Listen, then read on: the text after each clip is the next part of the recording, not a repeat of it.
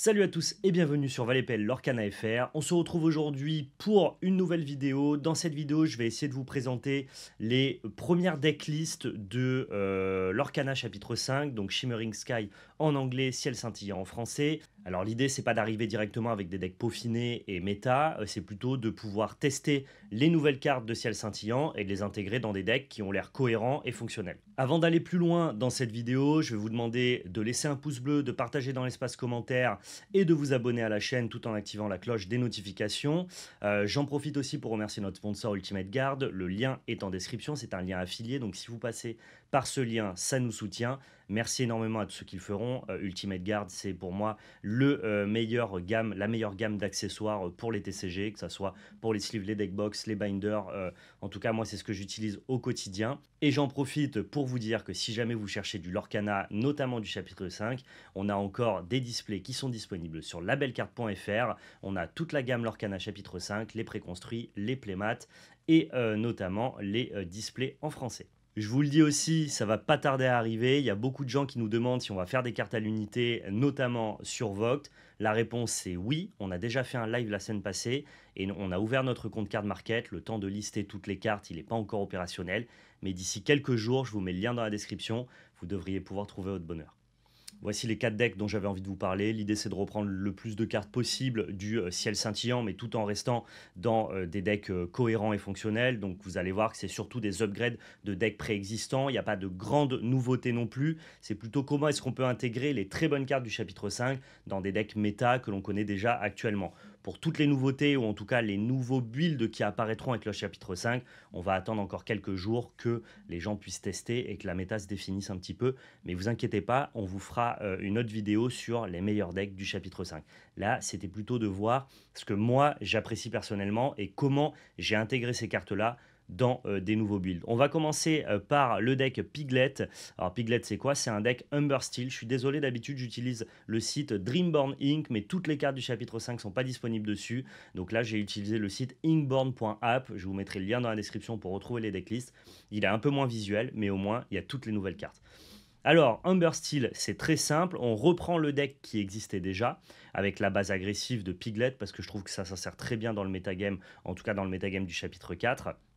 On a toutes les cartes classiques d'Amber Steel, pas de nouveauté jusque-là, mais on va tester deux nouvelles cartes du chapitre 5 qui, moi, m'intéressent beaucoup. On a Alan Adale qui permet de retirer la flûte, qui est une carte non ancrable, et d'implémenter un personnage qui va globalement faire la même chose, voire même avoir un effet plafond plus intéressant parce qu'on peut gagner plusieurs lore par tour en chantant des chansons. Qu'il est 2-3 pour 4, il lore pour 2, et à chaque fois qu'on joue une chanson, on va pouvoir gagner un de l'or. Comme on a 21 chansons, forcément c'est assez facile de commencer à les enchaîner et à développer pas mal de lore avec Alan Adale. Et enfin, la deuxième carte qu'on avait absolument envie de tester, c'est le Prince Nevin, qui est 3-3 pour 4 non ancrable, il chante pour 6 et il lore pour 2, mais lui, ce qui est intéressant, c'est que quand il arrive en jeu, tu chantes une chanson gratuitement. Toutes les chansons qu'on a dans notre deck sont chantables gratuitement par Navin. Et ça rend la carte extrêmement puissante. Ça te permet, quand il arrive en jeu, de faire directement un effet d'arrivée en jeu avec une de tes chansons. En plus de ça, il n'a pas réellement chanté parce qu'il ne s'est pas engagé. Donc tu auras toujours un chanteur disponible pour le tour d'après. Tu as un body sur le board, ça reste un 3-3. Et en plus, il leur pour 2. À mon avis, c'est une très bonne carte d'Umber Steel. Ça demanderait de tester. Les gens se demandaient un petit peu comment l'intégrer au build. Voilà, je vous propose ma version d'Umber Steel avec le chapitre 5. Ensuite, on va bien jouer les meilleures chansons, le Zeus, le Whole New World, le Grab Your Sword. Et pour le reste, c'est du classico-classique. J'ai pas trop voulu toucher à la base Humber Steel. J'ai repris ce qui fonctionnait très bien et j'ai essayé d'y intégrer les nouvelles cartes. Deuxième deck dont il fallait que je vous parle, on a beaucoup rappelé notamment lors des reviews des spoilers, que Hyper Rush allait peut-être pouvoir revenir sur le devant de la scène, notamment avec quelques cartes qui ont été dévoilées dans le chapitre 5 de Lorcana. Hyper Rush, c'est un deck qui fonctionne bien depuis pas mal de chapitres, mais qui est jamais assez bon pour arriver dans le tiers 1 du jeu, notamment parce qu'il y a beaucoup de réponses grises qui peuvent attaquer les personnages qui ont trop peu d'endurance. Mais on a une carte déterminante qui a fait son apparition dans le chapitre 5, c'est l'amie Daisy Duck qui, elle, est une loreuse pour 1, non ancrable qui lore pour 2, mais surtout elle a 4 d'endurance. Elle a un effet négatif, mais qui est quasiment anecdotique, en tout cas pour les stratégies Amber Rush. Donc voilà, c'est un super loreur pour 1 qui va vous permettre d'ajouter 2 de lore et de survivre à toutes les interactions grises. Et ça donne énormément de possibilités à Hyper Rush d'exister.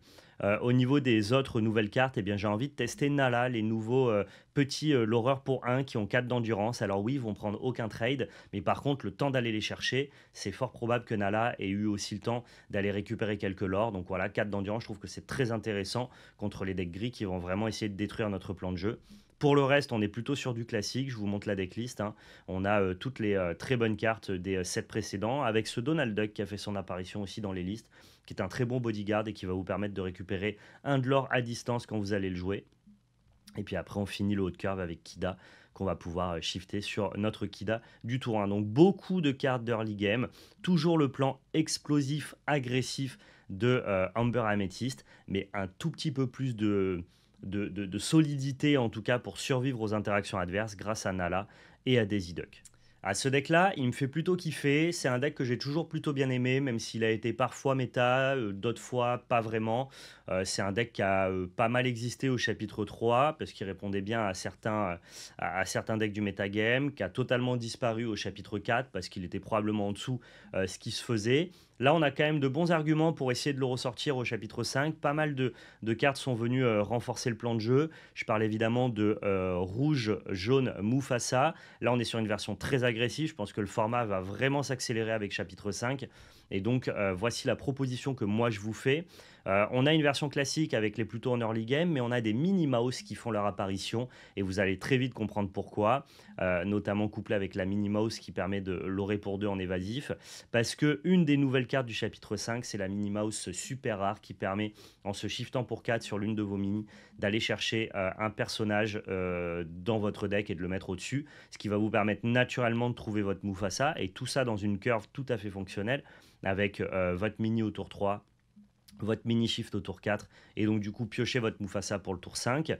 Au niveau des autres cartes qu'on va tester qui sont nouvelles, eh bien on va avoir Gaston qui lui va profiter des personnages qu'on aura envie de jouer blessés, ou alors va être développé sur le board facilement parce que on va pouvoir blesser nous-mêmes nos personnages. Ça fonctionne très bien entre guillemets avec Mergotel et avec la Beast qui vont se blesser tout seuls. On a déjà envie de se blesser dans le leg parce qu'on a effectivement la synergie avec Réponse qui nous permet de piocher plein de cartes. Et pour le reste, on est sur de la decklist assez classique. J'ai quand même une orientation plutôt agressive parce que je pense que c'est ce qu'il va falloir faire lors du chapitre 5. Donc on a bien le Flynn Rider et le Sisu qui fonctionnent très bien ensemble.